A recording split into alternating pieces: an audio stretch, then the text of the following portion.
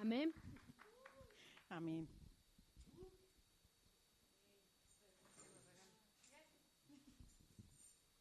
Antes de empezar mi mensaje, quiero contarles algo tras bambalinas. Hace ya varios meses que Lupita y yo nos reunimos para empezar a planear el congreso y ver qué íbamos a hacer. Decíamos, pues, ¿a quién será bueno invitar este año? ¿A quién será bueno traer, Señor? Ilumínanos, háblanos. Y Dios puso en nuestro corazón a Miriam. Yo no tenía el gusto de conocerla, pero aún así el Señor puso la carga en nosotros y fue contra viento y marea la planeación de que ella pudiera venir, pero la verdad estamos muy contentas, estamos muy bendecidas con la palabra que el Señor te ha dado para nosotras. Entonces, quiero que sepas que eres una respuesta de Dios a nuestras oraciones, por lo menos a las oraciones de Lupita y mía. Pero de verdad que sí, de verdad has sido un instrumento de Dios, entonces debes sentirte contenta que el Señor te está usando, ¿sale? Vamos a orar para empezar este estudio. Señor, te damos muchas gracias en este día porque nos has hablado desde anoche y esperamos, Señor, que nos sigas hablando, que tengas una palabra con la cual nosotros, Señor, te podamos conocer cada día más, Señor. Bendice este tiempo en el nombre de Jesús. Amén. Pues hemos estado hablando por el nombre del Congreso, pues de las mujeres de pacto, y quiero nada más para empezar decirles, como ya lo dijo Lupita y como lo ha dicho Miriam, un pacto es una negociación. Bueno, no es una negociación, es algo que Dios nos dice. Es algo que Dios nos dice. Normalmente, cuando Dios hace un pacto en la Biblia, va acompañado de una promesa. Y como dijo Miriam, a veces de unos requisitos. Pero hay algo muy importante que nosotros debemos de entender de los pactos. Nosotros no podemos pactar con Dios. El Señor, que es soberano, Rey de Reyes, el que sostiene el universo, Él es el que nos ofrece el pacto a nosotros y nosotros decidimos si lo aceptamos o si no lo aceptamos. Pero nosotros no podemos negociar con el Señor, ni le podemos hacer estira y afloja en los términos. Es como si una hormiga quisiera negociar con alguna de ustedes. La verdad es que la hormiga no tiene la capacidad de negociar con ninguna de nosotras. Así nosotras, que somos un puntito en el universo, no podemos negociar con el Señor. Es o lo tomas o lo dejas. La buena noticia es que todos los pactos que el Señor habla en su Biblia son pactos de amor. No son pactos tiranos, opresores. Siempre el Señor está pensando en ofrecernos un pacto con amor. Ahora les voy a decir una cosa. Aquí, en esta palabra que todas ustedes tienen impresa o digital, ya están todos los pactos habidos y por haber. Ya no hay pactos nuevos. Si alguien viene con un pacto nuevo o diferente, como dice la Biblia, sea anatema. Aguas, aguas. Aquí ya está el pacto. Ya Jesús dijo, consumado es. Entonces ya, las letras que se tenían que escribir, ya se escribieron. Entonces, el Señor nos ofrece un pacto por amor y de eso vamos a hablar en este momento, del amor incomparable del Señor. Y vayan yendo, por favor, a Apocalipsis 3:14. Y en lo que buscan Apocalipsis 3:14, mi título no sé si salió por ahí, es Amor Incomparable. En lo que llegan a Apocalipsis 3:14, bueno, pues es que debemos de saber que ese amor tan grande, tan incomparable, tan maravilloso, tan asombroso, tan difícil de entender, el amor de Dios, es aquello que lo motiva a ofrecerle un pacto a su pueblo, a las personas que Él tanto ama. Y dice en Apocalipsis 3:14, voy a leer la Reina Valera de 1960, Dice, y escribe al ángel de la iglesia en la Odisea, he aquí el amén, el testigo fiel y verdadero, el principio de la creación de Dios, dice esto. Y ya les cuenta lo que les va a decir. Pero yo lo que quiero hacer notar en este momento es que uno de los nombres de Jesús es el amén. Cuando nosotros sabemos que Jesús se llama amén, debemos saber algunas cosas. Número 1, amén es una palabra en español que viene del griego amén y que viene del hebreo amén. Es una palabra que se dice igual en hebreo, en griego y en español. ¿Y qué quiere decir amén? Quiere decir seguro, quiere decir fidelidad, quiere decir verdadero, quiere decir confiable, en verdad, ciertamente digno de confianza. Entonces, cuando yo sé que Jesús se llama amén, quiere decir que sus palabras, sus promesas, su pacto escritas en la Biblia son ciertas, confiables, seguras, dignas de confianza. No titubeo, no digo, ay Señor, ¿irás a cumplir aquello que me dijiste? ¿Irás a cumplir la promesa que está escrita en tu palabra? No, porque Jesús se llama amén. Y eso nosotros, en el momento en que nuestras emociones nos hacen dudar, porque díganme que no soy la única que mis emociones me hacen dudar, porque a veces digo, ay, nanita. En ese momento donde las emociones quieren gobernar mi vida y cegar mi fe, yo digo, oh Jesús, tú te llamas amén. Y si tú te llamas amén, tú vas a cumplir lo que está escrito en tu palabra. Vemos que el Señor cumplió las profecías históricas. Se habló de Ciro y luego se cumplió. Y se habló del imperio griego que luego se iba a levantar muchos años antes y se cumplió. Y luego vemos las profecías mesiánicas de que un día iba a venir un Salvador y que iban a nacer en Belén, y así fue.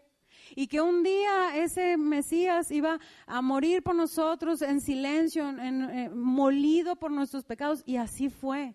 Entonces, cuando yo veo que las profecías históricas se cumplieron y cuando las profecías mesiánicas se cumplieron, yo puedo estar tranquila que todo lo demás se va a cumplir. Y entonces no importa cómo me sienta el día de hoy, no importa si amanecí de un modo o de otro, si me levanté de un lado de la cama o del otro. Bueno, yo siempre me levanto del mismo lado de la cama, que del otro lado está mi marido y ni modo de brincarlo, ¿verdad? Pero no importa, porque tenemos certeza. No se nos debe de olvidar, porque saben que se nos olvida. Tengo mucha tarea, tengo mucho trabajo, tengo muchos pendientes, mucha ropa que lavar, tengo que hablarle a los clientes, a los proveedores, y se nos olvida que el nombre de Jesús es amén. ¿Amén? Muy bien. Entonces, vamos por favor a Cantar de los Cantares, capítulo 2, versículo 4, para hablar un poquito acerca del texto.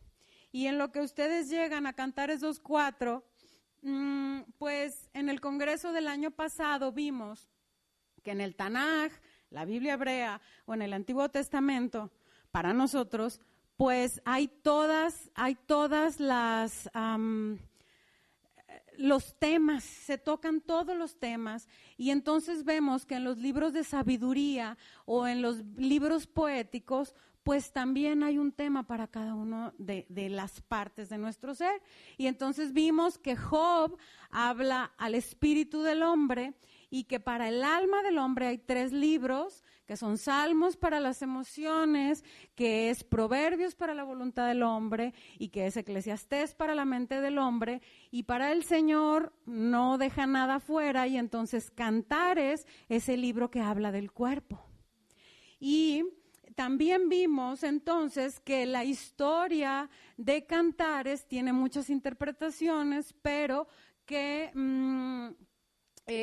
Salomón se enamora, se viste de traje de trabajo, porque acuérdense que él dijo que se propuso, en Eclesiastés, se propuso conocer y saber todas las verdades de la vida. Entonces se quita su corona, se quita su capa, se quita todo, se pone ropa de trabajo y se va a darle la vuelta al mundo. Y entonces ahí en el campo conoce a una muchacha, se enamoran, y entonces Un día él se va y la muchacha llora y entonces regresa el rey y ¿cómo? Pues ahí viene el rey y ella así como, pues chido que venga el rey, ¿no? Y resulta que es el enamorado y entonces sabemos que es una historia paralela a la historia de Jesús, porque cuando Jesús vino la primera vez vino a trabajar, pero la segunda vez va a venir como rey, ¿sí?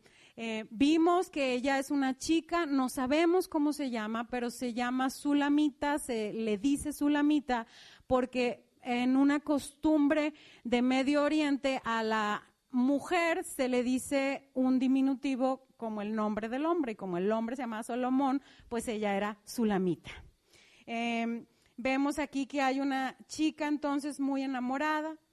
Vimos que Cantares es uno de los libros más difíciles de entender porque es poesía, porque no está en orden cronológico y es un musical, por eso se llama Cantar de los Cantares.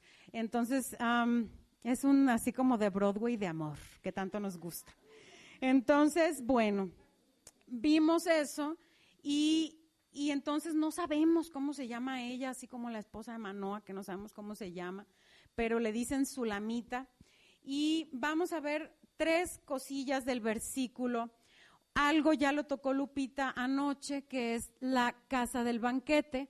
Y como bien dijo ella, la casa del banquete, en hebreo, si lo traducimos literal, es la casa del vino. Esta casa del vino no era una carpa así como allá donde están las mesas que vamos a comer al rato.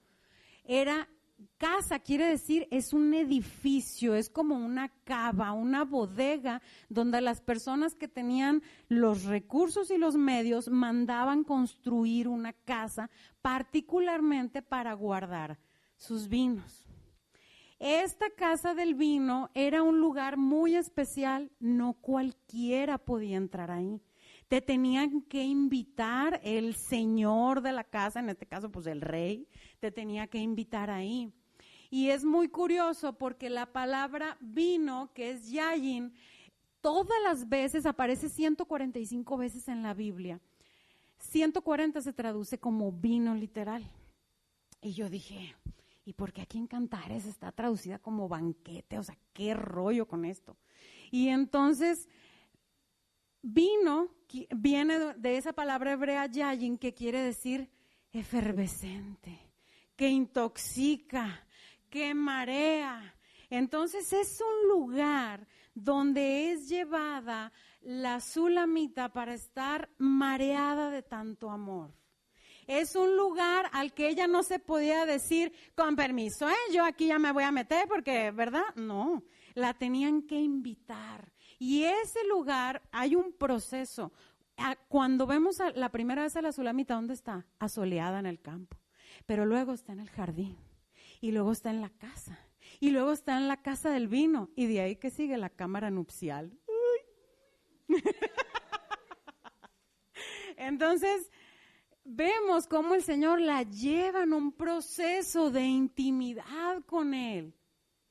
Y entonces, fíjense bien, el hecho de que la Biblia hable tanto del vino no quiere decir que nosotros tenemos permiso para andar de vulgares cayéndonos de borrachas con tequila, con cerveza, con lo que ustedes quieran.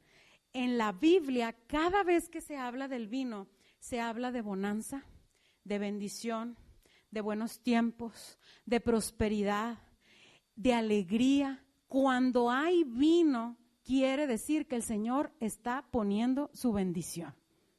Hay muchas escrituras y están tomando notas, pueden anotar, Eclesiastés 9:7, Salmos 104:14 y 15, Amós 9:14, Isaías 55:1 y por supuesto Juan 2, las bodas de Caná.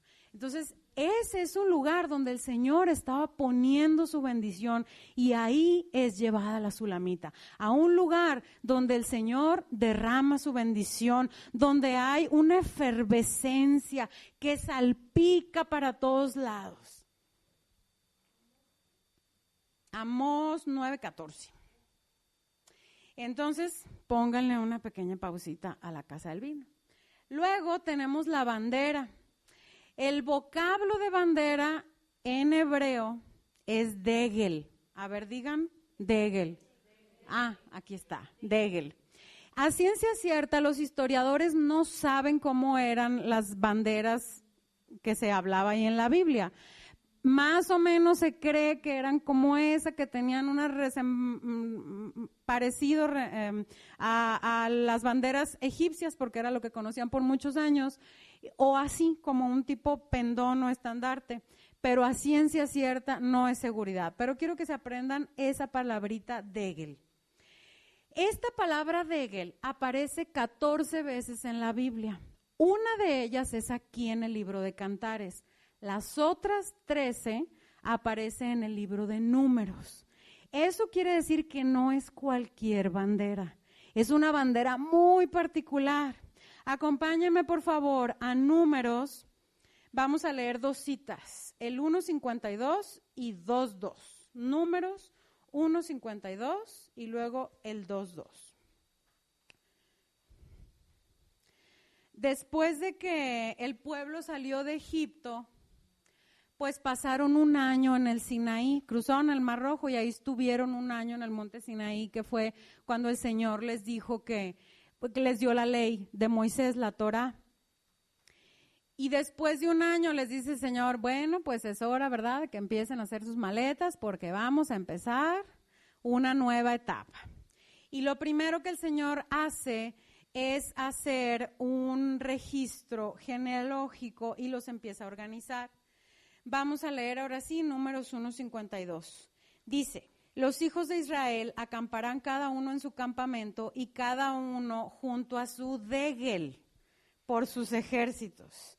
Y en Números 2:2, ahí si le dan vuelta a la paginita, los hijos de Israel acamparán cada uno junto a su Degel bajo los Degel de las casas de sus padres, alrededor del tabernáculo de reunión acamparán. Se diseñaron 4 degels o 4 estandartes principales y se hicieron además otros pequeños o más pequeños para las tribus.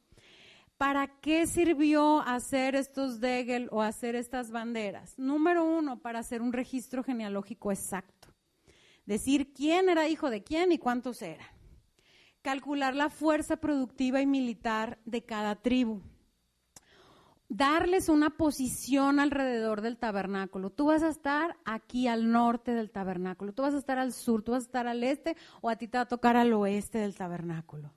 Y también esto sí servía para darle a cada tribu un turno a la hora de marchar hacia la tierra prometida. Imagínense mover a más de 2 millones de personas. Entonces tenían que hacer, y no es como, voy a hacer un grupo de WhatsApp para decirles a los de la tribu de Dan que ustedes van en este turno. Ahorita voy a hacer una lista de difusión para decirles que les toca al medio, al principio, al último. Entonces, con estos degel, ellos podían ubicar dónde estaban. Es muy importante porque vemos que el pueblo de Dios no está hecho al garete. No está hecho al troshimoshi, dicen en mi tierra. No está hecho mal, está hecho pensado en todo. La gente que tenía apenas un año de ser liberada de Egipto, no se sabían más que esclavos.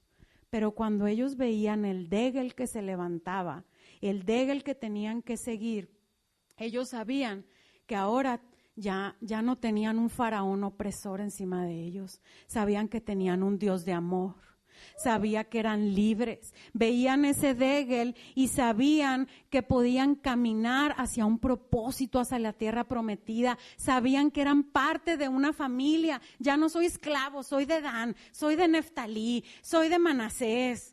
Ya no eran esclavos. El Señor levantaba esos degel y daba las instrucciones y entonces el pueblo marchaba atrás o se asentaba y decía, a mí me toca acá, de este lado.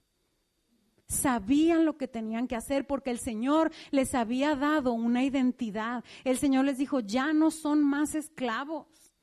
Ahora eres los hijos de Israel, ahora tienes un Dios que te está llevando prácticamente de la mano a la tierra prometida.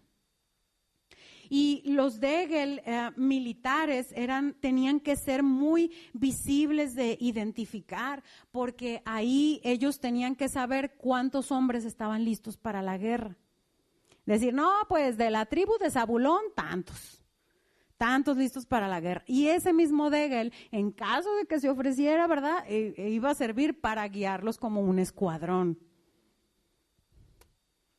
Esos degel tenían unos símbolos. Muchos de los imperios de aquella época, el imperio asirio, por ejemplo, y el imperio romano, tenían un águila en su degel para que fuera fácil de identificar. También tenían el nombre, podía ser del gobernante o el nombre del capitán. Van a decir, ay, qué aburrida la clase de historia, ¿verdad? Pero quiero decirles que es bien importante porque nada de lo que está en la Biblia está de oquis. No lo busquen, pero en Oseas 8:1 le dice Dios a Israel, pon a tu boca trompeta como águila viene contra la casa de Jehová. Y esa águila que venía era el imperio asirio y se los iba a llevar cautivos. Y luego no lo busquen, pero en Mateo 24:28 dice, porque de donde quiera que estuviera el cuerpo muerto, ahí se juntarán las águilas. Con ese versículo Jesús está prediciendo la destrucción de Jerusalén. Jerusalén era el cuerpo muerto y las águilas eran los escuadrones romanos que venían con sus degel de destrucción a destruir el templo y a destruir Jerusalén. Entonces tienen un significado. Pero la sulamita, ¿cómo es el degel de la sulamita? Es un degel de amor. Vamos por favor a 1 Juan 4:8.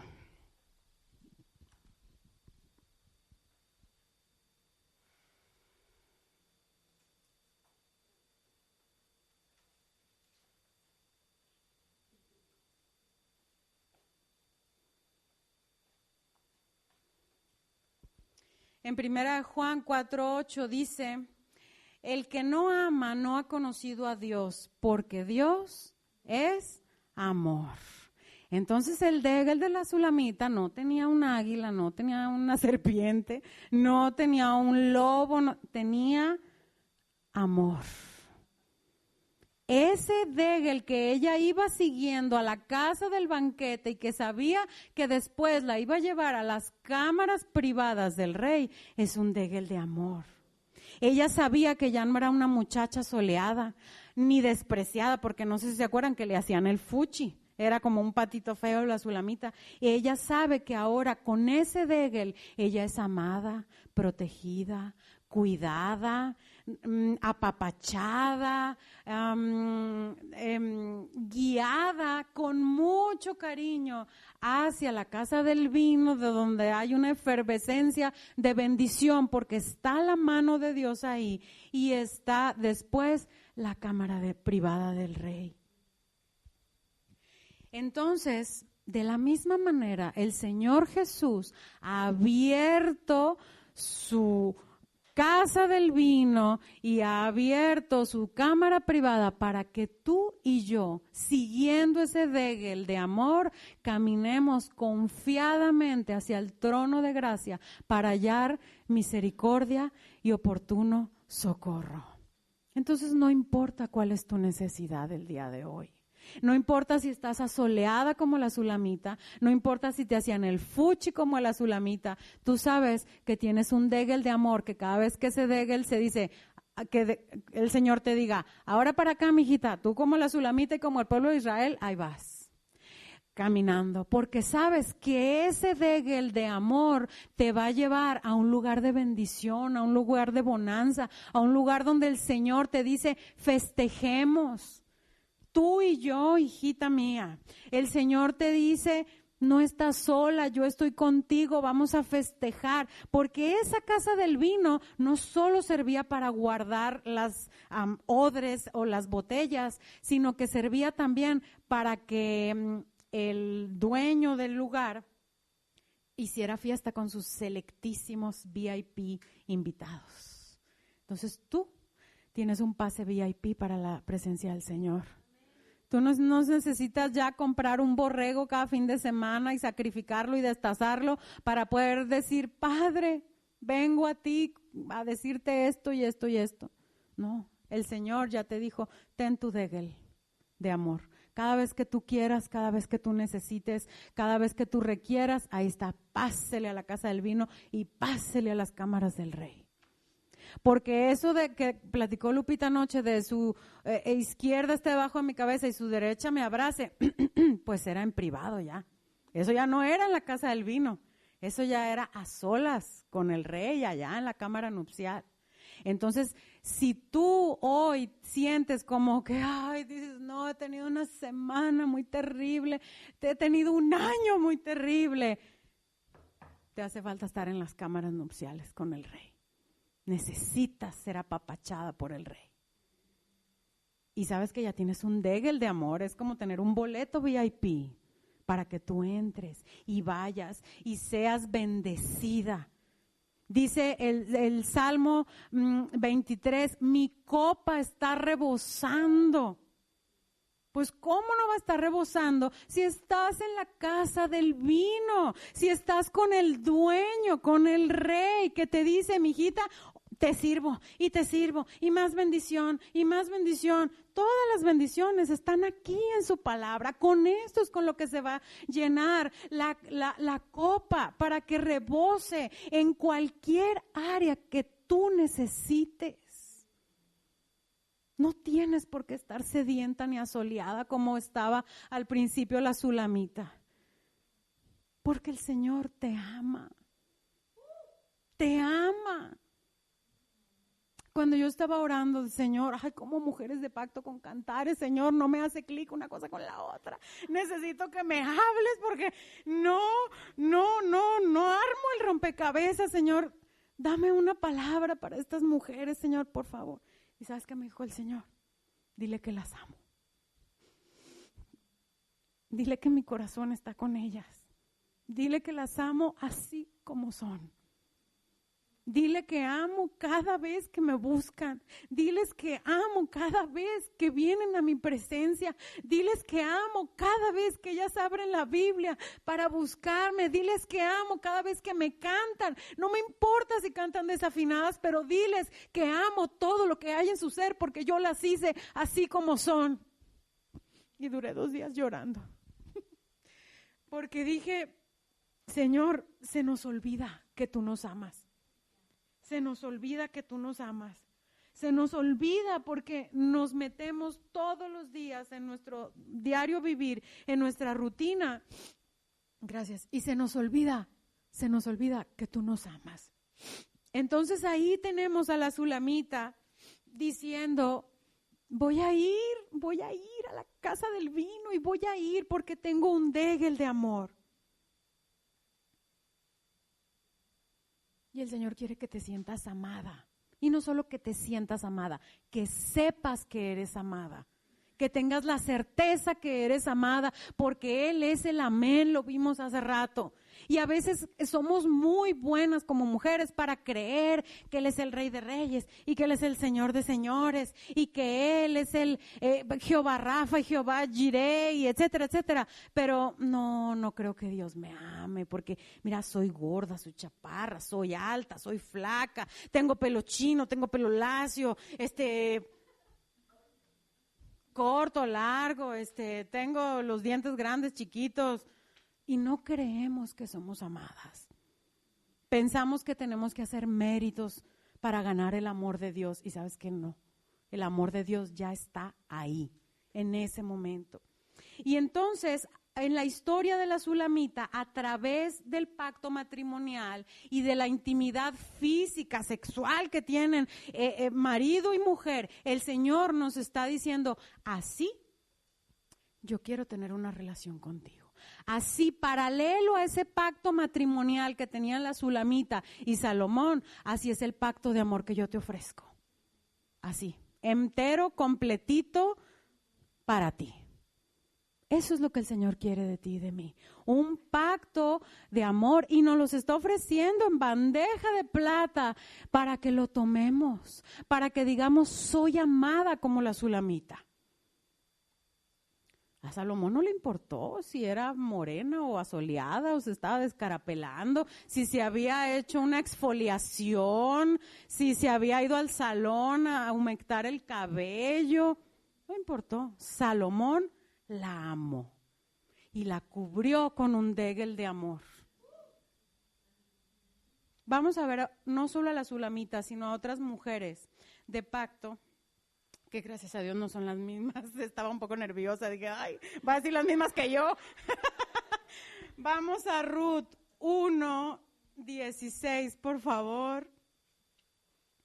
En una historia muy conocida que la vamos a ver al vuelo muy brevemente. En Ruth 1:16, en lo que llegan o le anotan, Ruth era una mujer moabita, extranjera, de la peor nacionalidad, desamparada, rechazada, viuda, pobre, o sea, estaba en el peor escenario. Pero ellos se encuentran con la posibilidad, le ponen enfrente un pacto, que es el pacto del Señor, y ella dice las muy célebres palabras en Ruth 1:16b, tu pueblo será mi pueblo, y tu Dios será mi Dios. Entonces, cuando Ruth vio a Noemí y vio cómo vivía ella y vio su familia, pues dijo, yo quiero ese pacto que se lee entre líneas en la vida de Noemí, yo lo quiero. Yo no quiero regresar como hizo Orfa a mi vida pasada. Y entonces, ustedes conocen la historia con todo lo muy terrible que estaba la situación de Ruth, de ser de la peor nacionalidad, extranjera, rechazada, pobre, viuda, casi en la indigencia. Ella acepta ese pacto del Señor y entonces el galanazo del pueblo, que es Booz, la redime, la rescata por amor. Y entonces el fruto de ese amor, pues es un bebé. Y ese bebé luego va a ser el abuelo del rey David y después de David, de esa línea van a ser Jesús. Vamos a leer unos versículos, por favor. En Ruth 4, vamos a leer del 11 al 13 y luego nos vamos a brincar al 22. Dice, y dijeron todos los del pueblo que estaban a la puerta con los ancianos, testigos somos. Jehová haga a la mujer que entra en tu casa, o sea, Ruth, como a Raquel y Lea, las cuales edificaron la casa de Israel, y tú seas ilustre en Efrata, y seas de renombre en Belén. O sea, qué cambio, ¿no? De ser como la apestada de la sociedad, ahora va a ser de una familia de renombre. Y sea tu casa como la casa de Fares, el que Tamar dio a luz a Judá, por la descendencia que de esa joven te dé Jehová. Booz pues tomó a Ruth y ella fue su mujer y se llegó a ella y Jehová le dio que concibiese y diese a luz un hijo. Y nos vamos a brincar al 22. Obed engendró a Isaí e Isaí engendró a David. Entonces, con la historia de Ruth, nosotros vemos cómo el Señor cumple su pacto. El Señor cumple su pacto de bendecir al extranjero, de extender la mano al rechazado, de rescatar al que estaba desamparado, al indigno, mostrando amor y mostrando misericordia. ¿Qué tuvo que hacer Ruth? Aceptar el pacto y decir yo quiero ser de ese pacto. Luego vamos a leer la historia de Esther. Vayan buscando, por favor, Esther 4. Esther es una joven judía, huérfana, cautiva, que está bajo el gobierno de pues los opresores de la nación que los conquistó por otro imperio. Y entonces ella vive, pues si es huérfana, si es no de la ciudadanía, si está así como de ilegal casi en un pueblo ajeno, en una tierra ajena, pues ella vive en los barrios bajos. Sin embargo, ella es elegida. Casualmente todo se acomoda para que en el concurso de belleza ella gane. Casualmente, una vez que gana, de todas las que estaban en la casa de las mujeres, ella es seleccionada para ser reina. Y entonces, fíjense bien, ella bajo la guía de su primo Mardoqueo, que era quien le aconsejaba, ella decide aceptar también el pacto de Dios y ponerlo en práctica. Ahorita vamos a ver por qué. El pueblo judío, si conocen la historia, pues corría el peligro de ser exterminado por Amán, que es una especie de Hitler. Y entonces, así que dijo, no quiero que quede ni un judío en este reino. Entonces yo dije, me suena familiar. Y ella podía perder la vida no solo por ser judía, sino porque ella, a pesar de ser la reina, no se podía presentar así como, ya llegué, Juana, por mi casa, como Chuchita, así, pásele, a la presencia del rey. Era ilegal y la pena de ese delito era la muerte. Entonces, en la historia de Esther, vemos una mujer que ha aceptado el pacto, los términos del pacto de Dios, pero tenemos que saber una cosa. Cuando nosotros aceptamos el pacto de Dios, estamos, entre líneas, obligadas a vivir bajo los términos de ese pacto. O sea, no nomás aceptamos la bendición, también aceptamos las letras chiquitas. Entonces, vemos en Esther 4, del 13 al 16, yo les voy a leer la Nueva Traducción Viviente, dice, Mardoqueo le envió la siguiente respuesta a Esther. No te creas que por estar en el palacio escaparás cuando todos los demás judíos sean asesinados. Si te quedas callada en un momento como este, el alivio y la liberación para los judíos surgirán de algún otro lado. O sea, el Señor no tiene límites, vaya. Pero tú y tus parientes morirán, gracias, yo incluido, dice Mardoqueo. ¿Quién sabe si no llegaste a ser reina precisamente para un momento como este? Entonces Esther envió la siguiente respuesta a Mardoqueo. Ve y reúne a todos los judíos que están en Susa y hagan ayuno por mí. No coman ni beban durante 3 días, ni de noche ni de día. Mis doncellas y yo haremos lo mismo. Entonces, aunque es contra la ley, entraré a ver al rey, y si tengo que morir, moriré. A diferencia de la Sulamita y Ruth, que lo único que tienes es que ponerse así, decir, ámame, rescátame. Esther vive el pacto, pero dice, ser mujer de pacto también es tener que ser valiente, tener que ayunar, tener que hacer cosas difíciles. Soy la reina por bonita, pero, y literal, ella era la reina por ser la más bonita, pero lo bonita no le quitaba lo valiente. Lo bonita no le quitaba tener que hacer lo que se esperaba de ella, su propósito. Entonces, a final de cuentas, ustedes conocen la historia, ellos ayunan, ella va con el rey, encuentra gracia a los ojos del rey y a final de cuentas el que es asesinado no es los judíos sino Amán, pero resulta que el rey ya con su sello, como les dije anoche, había sellado el decreto de sí, maten a los judíos. Entonces dice el rey, híjoles, ni siquiera yo puedo decir siempre no, pero sí puedo hacer una nueva ley que diga los judíos tienen derecho a defenderse. Y entonces Mardoqueo corre como el viento tiró al blanco y va y les dice a todos los judíos, una nueva ley, nos podemos defender.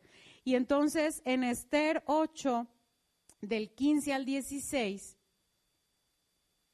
yo lo voy a leer en la NBI, dice, Mardoqueo salió de la presencia del rey vistiendo ropas reales de azul y blanco, una gran corona de oro y un manto de lino fino color púrpura. La ciudad de Susa, que era donde ellos vivían, estalló en gritos de alegría. Para los judíos, aquel fue un tiempo de luz y de alegría, júbilo y honor. Entonces, en la historia de Esther, vemos una mujer que es transformada. De huérfana a reina, y luego es transformada de reina a heroína. Porque la obra de Esther es sombra y figura de la obra de Jesús. Ella fue instrumento para la salvación de los judíos, así como el Señor Jesús fue la luz. ¿Se acuerdan que dice, yo soy la luz del mundo? Entonces, todos los judíos de los días de Jesús podían alcanzar la salvación a través de su obra, porque Jesús murió por todos.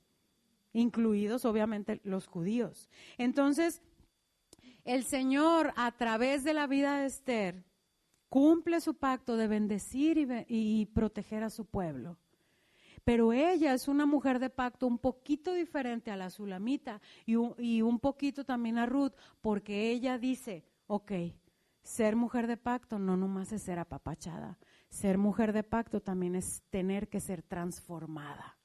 Y eso es una bendición. ¿Cuántas de nosotras queremos ser transformadas en cosas mejores? Decir, ya no quiero ser como era ayer. Ayer me enojaba 10 veces, hoy me quiero enojar 9 y mañana me quiero enojar 8. A lo mejor no voy a ser la reina por bonita, pero sí voy a tener un más bonito carácter. Pero sí voy a tener una más bonita actitud.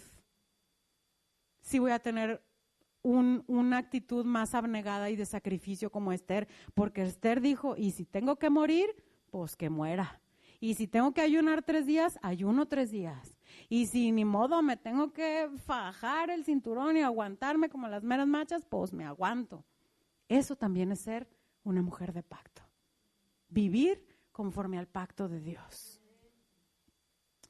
Y vamos a ver ahora una mujer que también es una mujer que se enfrenta al pacto de Dios de una manera un poquito más diferente. Porque estas 3 mujeres, Sulamita, Ruth y Esther, estaban en una situación desfavorable, ¿cierto? Una estaba campesina soleada y la gente le hacía el fuchi, y la otra era una extranjera, viuda, pobre, desamparada, y la otra era una huérfana en un país extraño. Y ellas hallaron gracia y fueron amadas, rescatadas, transformadas. Aceptaron el pacto de Dios y tuvieron un propósito, cada una de ellas, en el pacto eterno.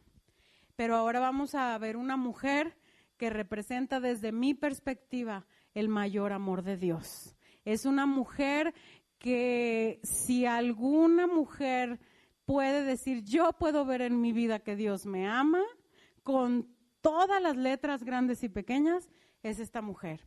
Es una mujer que se llama Gomer y la vamos a ver en Oseas 1.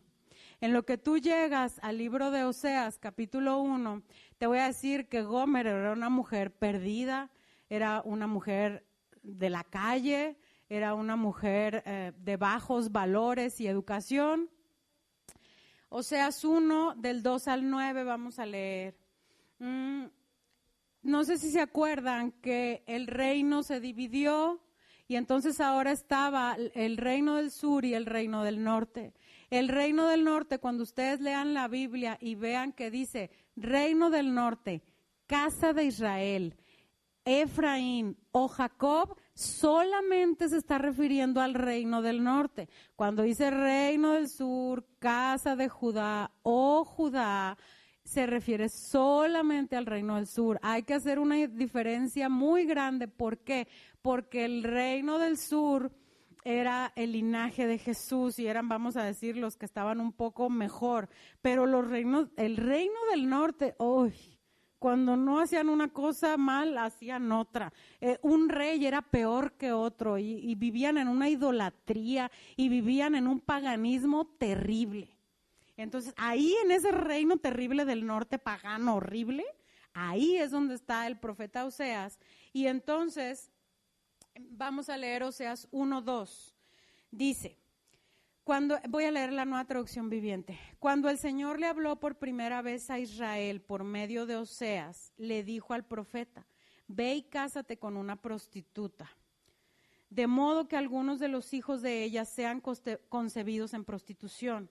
Esto ilustrará cómo Israel se ha comportado como una prostituta al volverse en contra del Señor y al rendir culto a otros dioses. Así que Oseas se casó con Gomer, hija de Diblaim. Ella quedó embarazada y le dio un hijo varón. Entonces el Señor dijo, ponle al niño por nombre Jezreel, que quiere decir dispersar, porque estoy a punto de castigar a la dinastía del rey Jehú, o sea, los malísimos villanos del reino del norte, para vengar los asesinatos que cometió en Jezreel. De hecho, pondré fin a la independencia de Israel y acabaré con su poderío militar en el valle de Jezreel. Al poco tiempo, Gomer quedó embarazada otra vez y dio a luz una niña. El Señor le dijo a Oseas, ponle por nombre a tu hija Lo-ruhama, no amada, porque ya no le demostraré amor al pueblo de Israel ni lo perdonaré, pero sí le demostraré amor al pueblo de Judá. Les digo que los del sur eran más mejorcitos. Lo libraré de sus enemigos, no con armas y ejércitos, ni con caballos y jinetes, sino con mi poder como el Señor su Dios. Después que Gomer destetó a Lo-ruhama, quedó nuevamente embarazada y dio a luz un segundo hijo varón. Entonces el Señor dijo, ponle a este niño nombre Lo-ammi, no es mi pueblo, porque Israel no es mi pueblo y yo no soy su Dios. El reino del norte, bye. El reino del sur sí seguía siendo, allá Judá y Josías y alabemos y celebremos la Pascua de nuevo porque hemos encontrado el libro del Señor. Mientras unos hacían fiesta, acá los otros el Señor les dijo, se me van. Entonces, cuando Gomer se casa con Oseas, ella sigue su vida de prostituta. De hecho, se entiende que los hijos de Oseas no son de Oseas, son de sabrá Dios qué hombre. Y entonces Oseas, el Señor le dice, ve y recupera a tu esposa y paga por ella y tráela de regreso. Pero no la traigas de regreso a decirle, órale, vente, métete. No, como si fuera la esposa perfecta, como si fuera intachable, ve y paga y tráela a tu casa, a tu cama, de nuevo. No le vas a reclamar, no le vas a decir nada feo, la vas a tratar bien. Y esa historia se repite varias veces porque ella era muy testaruda. Y entonces Gomer representa al pueblo de Dios que no quiere saber del pacto, que no le interesa ese pacto de amor y dice, me vale sufrir las consecuencias. Así como a Israel, al reino del norte, le valieron 3 cacahuates el pacto de amor del Señor y dijeron, no queremos, no nos interesa. ¿Y sabes qué? Muchas veces tú y yo somos como Gomer, porque el Señor nos ama y nos dice, mijita, aquí está la casa del vino, mijita, aquí están las cámaras del rey, mijita, pásele como vos el galanazo, yo pago porque usted ya no le digan fea y tú eres la bonita como Esther y a Esther la mandaron 6 meses a un spa y el Señor nos quiere mandar 6 meses a un spa espiritual y nosotros decimos como Gomer, no quiero. Me voy, dije, a hacer mi santísima voluntad y a hacer lo que se me da mi reverenda gana y a tener las actitudes que yo quiero tener. Hashtag todas somos Gomer. Y el Señor te dice, así como le dijo a Oseas, que fuera y recuperara. No lo busquen porque ya casi no tengo tiempo. En Oseas 8:1 solamente anótenlo, dice, toquen alarma, el enemigo desciende como águila sobre el pueblo del Señor, porque rompieron mi pacto y se rebelaron contra mi ley. Les decía hace rato que vino el imperio asirio y se llevó al reino del norte. Vinieron como águilas con sus degel, no de amor, sino un degel de opresión, de conquista, de asesinato. Y en muchos versículos del libro de Oseas se describen todas las calamidades que le pasó al reino del norte. Israel dijo, no nos interesa el degel de amor de allá del Sinaí, no nos interesa marchar hacia la tierra prometida, no nos interesa nada, queremos vivir como nosotros queremos vivir. Y entonces pues se dieron las consecuencias. Anoche Lupita nos decía, Dios es un Dios de amor, pero también es un Dios de justicia. Al mismo tiempo, una cosa no invalida a la otra. Pero me encanta el Señor, porque el degel de amor es el degel más grande de todos. Su amor es incomparable. Y en Oseas 11, del 8 al 10, El Señor dice, no me importa que esta Gomer sea infiel y un día me dice que me ama y otro día me pone los cuernos y un día otra vez me dice que soy lo máximo y otro día le pone incienso a un altar del Dios pagano. En Oseas 11:8 dice el Señor, ¿cómo podré abandonarte, oh Efraín? Acuérdense, el reino del norte. ¿Te entregaré yo, Israel? ¿Cómo podré yo hacerte como Adma, ponerte como Seboim? Mi corazón se conmueve dentro de mí, se inflama toda mi compasión, dice el Señor. No ejecutaré el ardor de mi ira, ni volveré para destruir a Efraín, porque Dios soy y no hombre, el santo en medio de ti, y no entraré en la ciudad. En pos de Jehová caminarán. Él rugirá como león, o sea, el Señor rugirá, y los hijos vendrán temblando desde el occidente. Y luego nos vamos a brincar a Oseas 14, del 4 al 8, y el Señor le dice a Gomer, le dice a Efraín, yo sanaré su rebelión, los amaré de pura gracia, porque mi ira se apartó de ellos, yo seré a Israel como rocío, él florecerá como lirio y extenderá sus raíces como el Líbano. Se extenderán sus ramas y será su gloria como la del olivo y perfumará como el Líbano. Volverán y se sentarán bajo su sombra y serán vivificados como el trigo y florecerán como la vid. Su olor será como el vino del Líbano y Efraín dirá, ¿qué más tendré ya con los ídolos? Yo lo oiré y miraré. Yo seré a él como la haya verde y de mí será hallado su fruto. Y mire, tú y yo somos como Gomer, no solamente porque a veces somos muy cabezonas y queremos ser voluntariosas y hacer lo que se nos pega la gana, no lo que está escrito en el pacto del Señor. Somos Gomer en un sentido bien literal. Acompáñame por favor a 1 Pedro 2, versículo 9 y 10. Y si no lo tienes subrayado, subráyelo, resáltelo, póngase un hilito en el dedo, pero que no se le olvide. Yo la voy a leer en la Nueva Versión Internacional.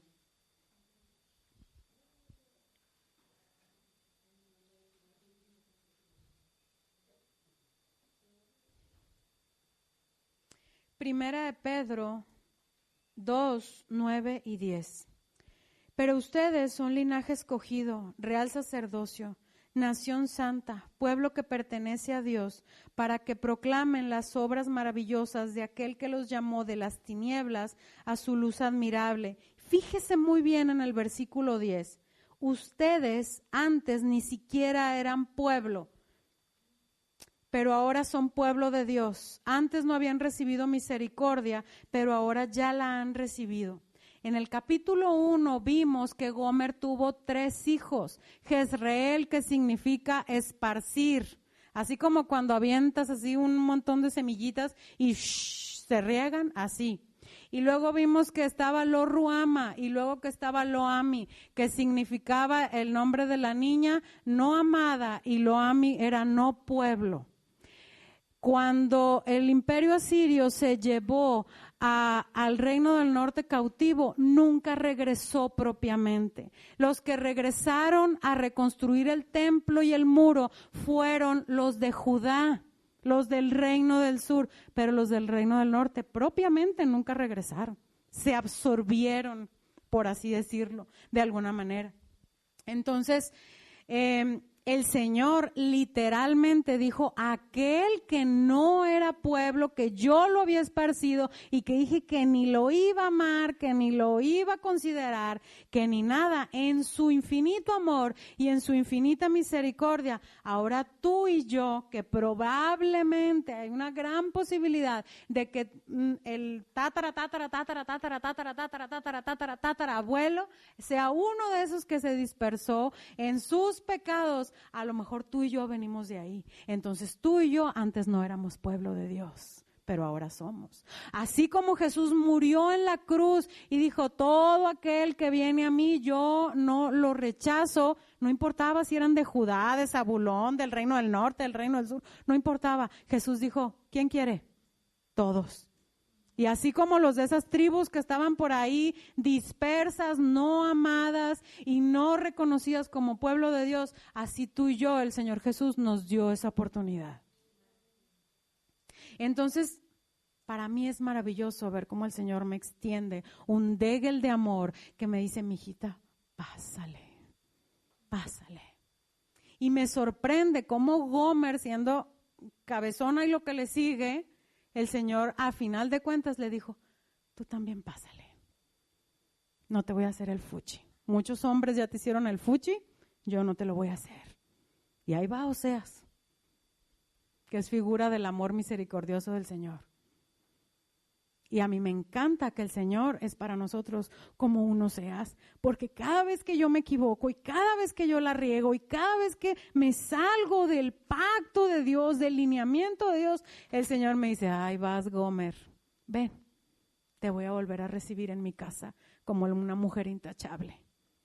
Entonces, si tú en esta mañana dices, pues a lo mejor yo me siento muy terrible porque la gente me hace el fuchi como a la Sulamita, porque a lo mejor la gente me menosprecia porque tengo muchos estudios y soy muy ñoña, o no tengo muchos estudios y piensan que soy muy burrita, no importa. El Señor te dice, eres una mujer digna de ser amada como la Sulamita y llevada a la sala privada del rey. A lo mejor tú como Ruth dices, estoy en la peor situación y necesito algo porque estoy desamparada, rechazada, oprimida, relegada, pero el Señor te dice, eres una mujer digna de ser rescatada como Ruth y digna de un propósito, digna de meterte en el linaje espiritual del Señor.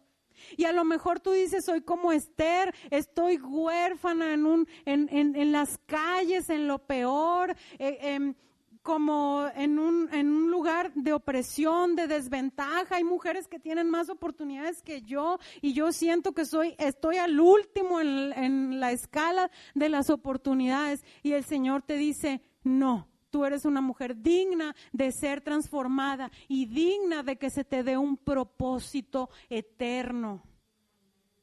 Y a lo mejor tú dices, ay Señor, pues a mí se me cae la cara de vergüenza porque soy como Gomer. Cuando no la riego un día, la riego 2, a veces hasta la riego 5, 10 veces en el día.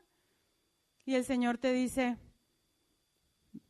venid y estemos a cuentas. Si tus pecados fueran rojos, como la lana serán emblanquecidos. No me importa si eras prostituta, no me importa si estuviste con muchos hombres, no me importa si tienes un corazón dividido. El Señor te dice, pásale a mi pacto de amor y vive en mi gracia del pacto de amor.